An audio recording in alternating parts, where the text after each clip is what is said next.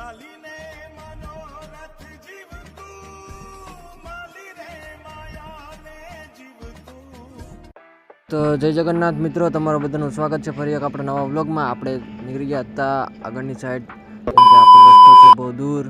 તો પછી આપણે કર્યો નાસ્તો કરીને આપણે પાછા નીકળી ગયા. નિહાળતા માહોલ, નદી તો ખૂબ સુંદર હતી, તો આપણે પણ નદીની મજા લીધી. પછી આપણે નીકળી ગયા હતા થોડા આગળની સાઈડ.